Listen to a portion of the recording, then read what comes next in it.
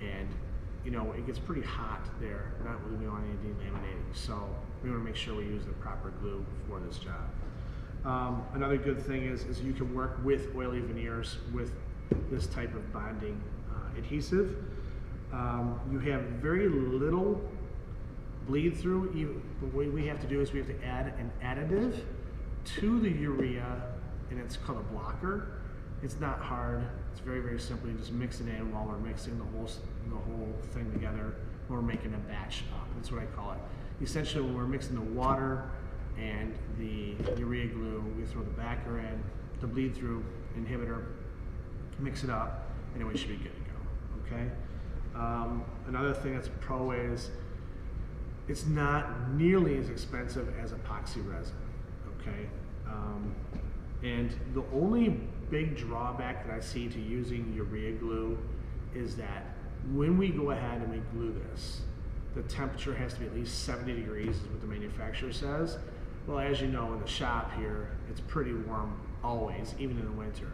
Now, for those of you that are watching this that are not in the class, we are in southeast Michigan, where in the wintertime it's typically pretty cold here, but not in our shop. It's always about 80 degrees in here. So that 70-degree barrier is not an issue. We do have a heating blanket to throw on if we need to make sure that the temperature of the bag, the vacuum bag, stays at 70. But like I said, I'm not concerned about that 7-degree barrier or temperature. We're always going to have that in here. Now, granted, if we happen to know that we're getting a lumber order that day, what we'll just do is we'll just have it, put it into our storage room for one day before we go ahead and put it in the loft. So we should be okay there. All right, so this is our discussion on different types of glue. So I hope that you understand why I'm saying that urea glue is a better glue for us than some of the others. I know there's a lot more information that I could have given you, but I think this is kind of like the Cliff Notes stater of it, that you know now essentially that this is the reasons why we're picking urea glue over these other ones.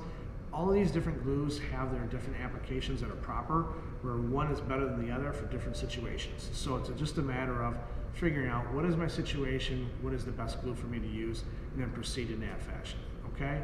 So I'm Mr. C, and this is Glues and Adhesives for Veneering. I'll see you next time. Bye.